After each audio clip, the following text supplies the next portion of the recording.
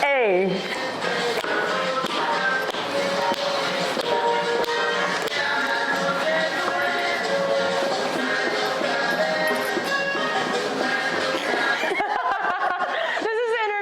This is it, y'all. Thank you Thanks for joining. Till next time. Catch us on the flip side. So, welcome to Now Departing Ordinary. Thank you for having me. My dear Thank friend. you for having me. This is amazing. So fun. How exciting. Honestly, like, we get to hang out and just like catch up. But also, like, we catch up on digital. Yeah. And that's super cool and it's amazing. I can't believe it. Yeah. This is wonderful, Beth. So, introduce yourself to the audience so everyone knows who you are, what you're about, what you're up to. Wonderful. My name's Lorena Serrano. I am from Los Angeles, born and raised, East LA gal. I've been all over the place in the sense of living between Los Angeles and Guadalajara. So I feel extremely fortunate to share with y'all today just some cool stuff, life, and, you know, big plans. So yeah, I'm excited to be here today. Yeah. So let's talk about what you've been up to. Yes. And how you got to where you are now. Yes. Because there's like a whole journey. There's always a journey. There's always a journey. So let's start from the beginning. I feel like growing up in Los Angeles, it's already a big privilege because I work in the creative space. I am currently at Nike. I oversee North America Jordan Women in the digital space.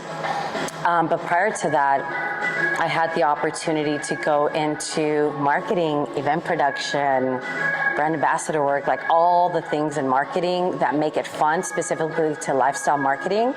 And I can just say that I'm really excited that I was able to get my foot in the door because I'm from Los Angeles. Mm-hmm. There's many folks that come from smaller towns, smaller markets that don't have the access that people from New York, Los Angeles, Chicago, or even Miami have, just because we are a major market, right? Mm-hmm. So shout outs to LA, born and raised. And the journey has been, I feel like I've lived probably a solid 10 lives. Yeah. You're like 9, no, 10, let's go. No, 10. Yeah. Do you feel that? I feel like you've done a lot. Like every time we catch up, you're like, I'm doing this thing, it's so wild, it's next level, I've gone from here to here, and I'm just like. But let's talk about why. What? Who are we? Yeah. Like first, you're an Aquarius. I'm an Aquarius, Gemini moon, Capricorn rising. I think the Capricorn makes me like, I'm doing all the things. Yes. But I also think you don't give it to the Aquarius side, which is the most intelligent sign in the zodiac. Nerds, yeah. So I'm a Gemini. I have a lot of air. I'm a Gemini-Pisces-Scorpio. But throughout my chart, there's a lot of air. I also have this thing where a no for me just doesn't settle well, or let me think about it, or let me get back to you, or maybe, like those are words that I just really don't like. Internal words, or even when kind of like doing business or in family settings, like why not? Why can't we get here? So those things, and because I have that inside of me, I've been able to just like, I think I have my own obstacle course. No one has designed it. I think I have my own internal one. And there's like this internal voice, I call him El Capataz, that's constantly just like, hey, what's next? What are you doing? Why are you sitting down? Maybe it's not healthy, maybe it's not good, but that's what's allowed me to create a journey for myself in the creative space. It's not easy. It's not easy being a Latina in creative, in sneakers, working at Nike.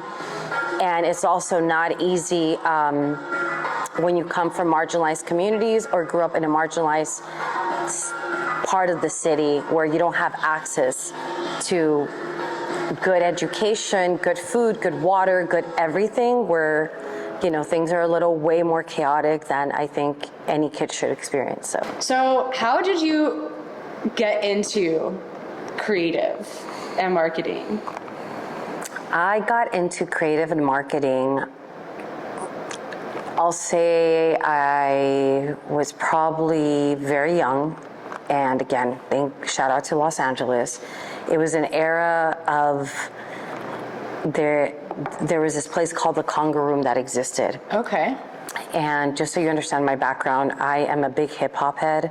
I love hip hop, a lot of the genres. That's hip hop raised me. So wanting to be in a space where there was hip hop, sneakers, art, fashion was very important to me.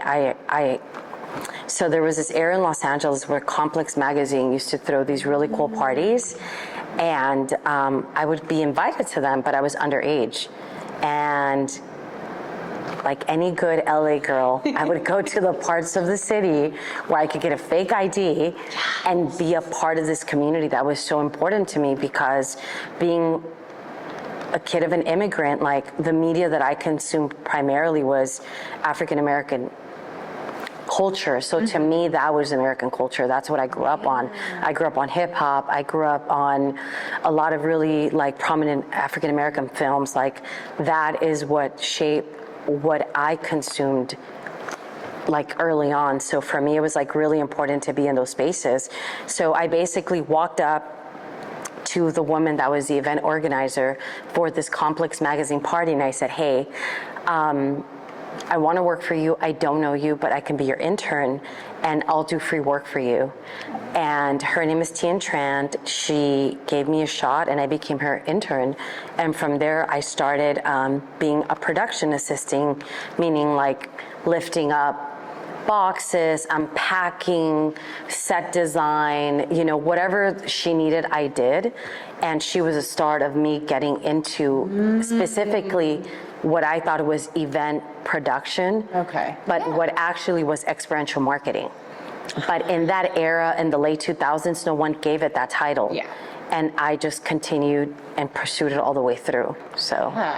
Okay. So that you had like from that starting point, there were like steps that you got to now you're working at Nike. And let's talk about the fact that Nike is like where you want it to be, and now you're there. Well, with Tien, we actually, now Blanca Gonzalez, she was the vice president of Nike retail for the West Coast. But I met her when she was in my role, a marketing manager. And Tien Tran, her agency, advertising small boutique agency, actually was hired to do all her events, and I was part of that team.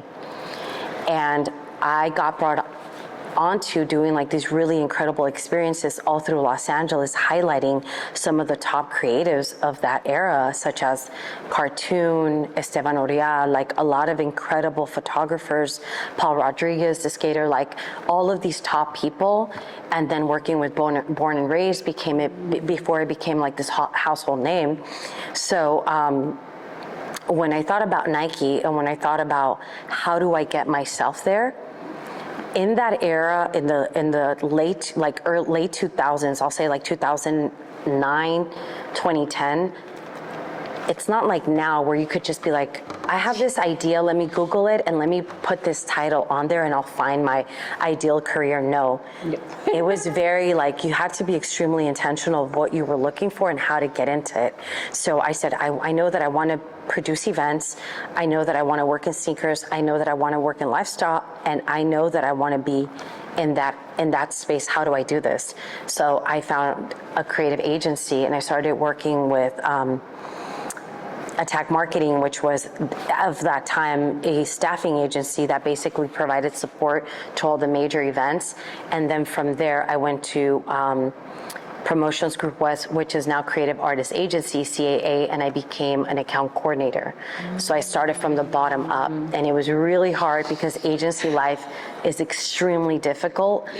And in 1 year being in an agency space, it was like literally like boot camp, and that's what fast tracked a lot of my career to get me to Foot Locker and then to Nike. Yeah. But it's been a 10-year journey.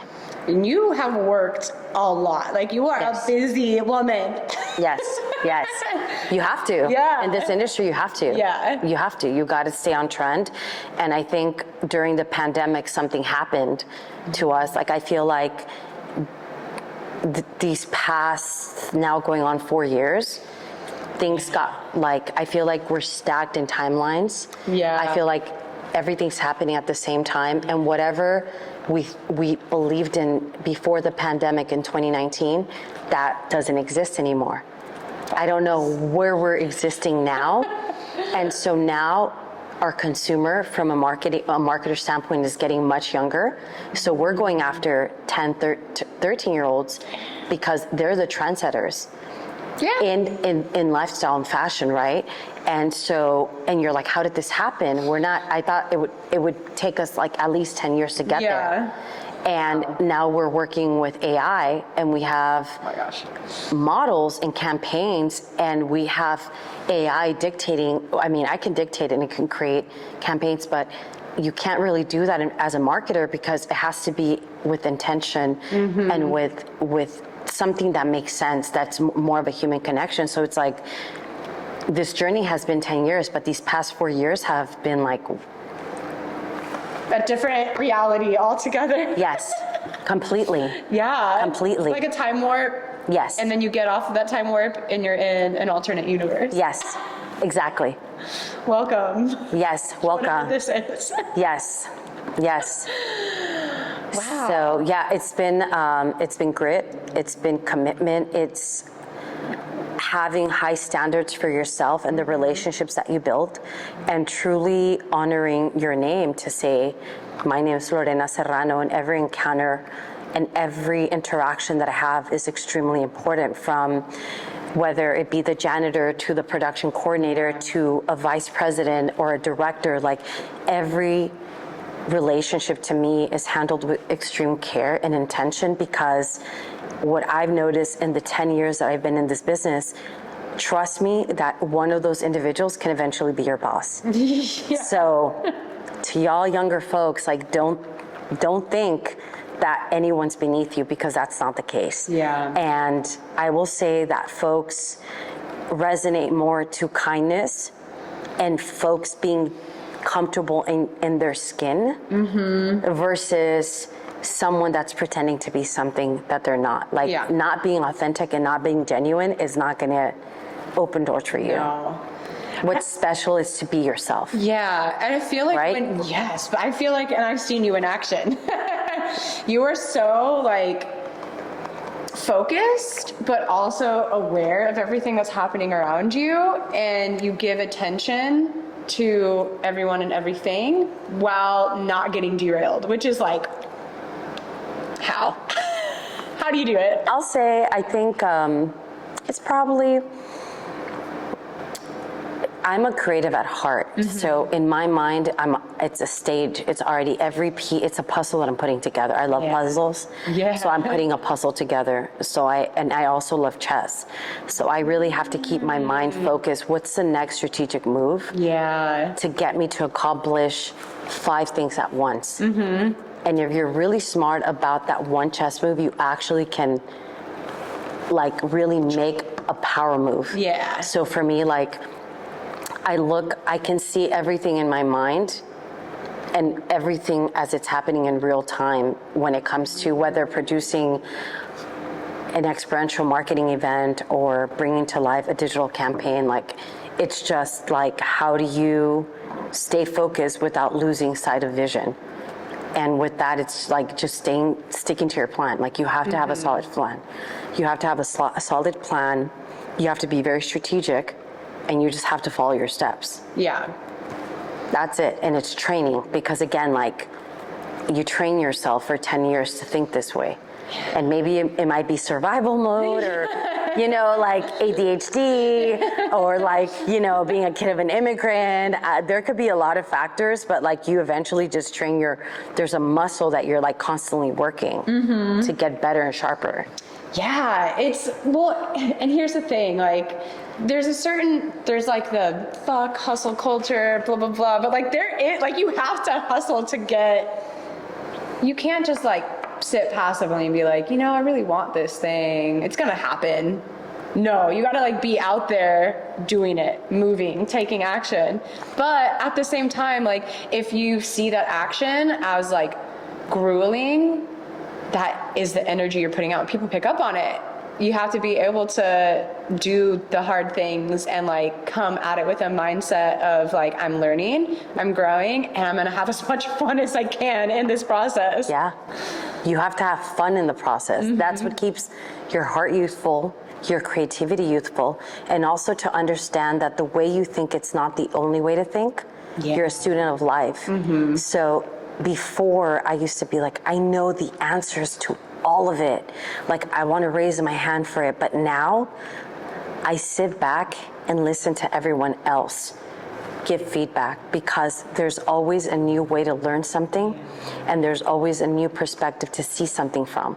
So now what I'm most excited about is to be a student of life. Yeah. And to hear different perspectives and share and have conversations from folks that have a different background than I, or their philosophies are completely something that I would never imagine out of the box. And I'm like, wow, there's some truth in that. It sounds fucking insane and crazy, but there's truth in that. And you should know this because you travel. Yeah. And even like the people who you like disagree with the most, I feel like it's so important to listen to their perspective, even if you hate it, which a lot of times I do. I'm like, yeah. But like, it's important to see like someone else has that perspective and they wholeheartedly believe this is the only truth that exists. And there's something so interesting about that. Yeah. I mean, like, let me ask you a question. Now I'm going to flip it to you, because I'm a fan of you. And I think what you do is fantastic. I mean, we just had this conversation before setting up this entire equipment, how there's such a beautiful space for us to exist in the sense of like, we don't have to tap into categories or industries, because when you do that, I feel like you lose a sense of yourself. And also like, you start creating this identity, and you start wanting to build all these things to identity. We don't need to do that, because we are multi-hyphenate, multi-dimensional human beings. So we can exist in many areas. And the thing that I'm really always excited about you, how you reinvent yourself and how you deep dive in these passions. And I don't know where they come from. And that's where I want to know. What is that? Where is that pulsating from here? It's interesting because like I'll get to a certain point where I think it's like similar to you, where I'm like, okay, what's next? I don't like to rest on my laurels. I don't like that. If I figure something out, it's like putting together the Rubik's Cube and you're like, okay, now what? Yeah. So every time I get to that point, I'm like, what was I doing when I was like the happiest I've ever been? What was I doing when I was just like in the moment? And I honestly like went back. I was in school for design, and as if that wasn't enough, I was like, I loved learning Spanish, and like I want to do that. And so I was like, let's go. I started learning Spanish, and my professor was like, hey, you are actually kind of good at this, you should go like live abroad. And I'm like, what? No. And she's like, you're never gonna learn Spanish unless you go live in another country. So I was like, all right, let's do this. And then it's like every time I like do something outside of my comfort zone, I like enter into that domain. Then I'm like, all right, now what? And there's always someone or something that comes along and they're like, you know what? I think you would really like this thing. And then it just like leads me down the path. So like I learned Spanish. I lived in Argentina, whatever, started traveling in Latin America. I ended up in Peru. Peru, don't sleep on it. Yeah. It'll change your life. I went to Peru, I saw people surfing, and I was like, you know what? I've always wanted to surf. I should try that. Yeah. And then I ended up in El Salvador learning to surf with Stanley at Puro Surf. What's up, Stanley? I'm not a surfer, but listen, I do love scuba diving, so yes. Let me know what's up. Yes.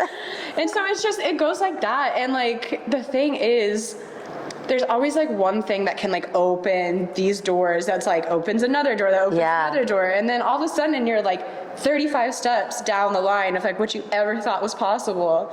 And I think it's all about like keeping a mind of curiosity and being open to influence from others. So you learning Spanish, and it's a culture that you deeply love. Yeah. Listen, I know this. I met her in Austin. The year was 2018. And instantaneously, it was love at first sight, and we connected, just speak like on I don't know how or why, and we're still here years later. And she speaks beautiful Spanish, better than me. Nah. Because mine's like, from la vecindad, but it's all good. But Beth, like you entering this, because you enter a new world with a new language, what did that do for you? Like, what has that done for this Beth that's here in this journey now? First of all, it made me realize that people are kind of the same everywhere that you go. Like there are good parts and bad parts and confusing parts and lovely parts in everyone. And I went and lived in different countries and met a bunch of different people, and what I've realized is there's so many people worth connecting with and learning from, and you'll never do that unless you learn another language. There's how many billions of people that speak Spanish that can't speak English that you will never be able to meet and know and learn from if you don't. Outside of the language, what is the thing that connects you to this specific culture? First of all, the love, the warmth, the community spirit, the passion, the romance. Romance. We are romantic. We are very romantic. And yes, we are. the humor. Yeah. No one tells you, just especially my Mexican homies, y'all are hilarious. We are hilarious. It's true. We are hilarious. We are insane and funny and hilarious. And we will bring you into our homes, make you family, and feed you till you can't breathe. Yeah, you literally are like, 100%. I can't put more food in my face, and like, you're gonna try. Yeah, you're gonna 100%. Yes, we will. And especially with like, Mexican people are just some sort of magic. Like the first time I ever left the country was to go to Mexico, and I just keep going back over and over because Mexicans are so proud of where they come from, and like rightfully so. Like the dance, the cinema, the literature, the food, like the states of Mexico, every place there has something different, and people are so excited to share it with you that it's like, we don't really have that so much in the United States. People are like, yeah, I'm from the United States, whatever. We got like movies and stuff, But like, so you're in the hunt for this. And what I love when I first met you until now is the community. Yeah. In that, like, it's pumping. Like that's what the connection there, the community. What's true to you. What feels like real life. And I think that is so powerful and it's so beautiful. And as you continue the series, I can't wait to see how many more individuals you bring to life, because with community you create unity, and with unity you're able to share everyone's different perspectives and backgrounds. So you guys got to stay tuned. It's going to be really awesome. This is just part one, because I'm going to be like an ongoing guest here, and we will have more guests and more fun and more things to talk about, and we will be exploring like a lot of different parts of different cities and different countries together. So Beth, I think you are very important to showcasing, not so much showcasing, but amplifying marginalized voices. that is exactly You have, to be truthful and honestly, the privilege to do that. Yep. And so because you have that, doesn't take away your passion for community, doesn't take away your respect for the countries that you visited and the respect for what you're learning. So we need you to open those doors for us, as you've have all these 35 or more doors open for yourself. So then our voices can come through and individuals can share their journeys. And that's going to be so powerful, because you're now empowering that community that you love so much. And it's going to give that to you immediately, because there's folks that don't have access to this, and you're going to give that to them. And like that's kind of the goal of this channel, is to spotlight talent, share people's stories, and like this is what I want to share, people's voices, so other people can see what. And please do. But what you have that's really special is that nothing exists here in this instant but the flow of what fuels someone's soul. Yeah. And I know that's the gift that you're going to bring to this community and to everyone that's going to be tuning into your channel. Because I know that her community is strong, it's beautiful, it's vibrant, and está hasta la madre. So tienes que continuar y enseñar eso porque es importante. Sí. Nuestras voces no existen si una persona como tú no las enseña. Exacto. ¿Ok? Entonces, vamos a acabar ahora y... Desde Los Ángeles. Adiós.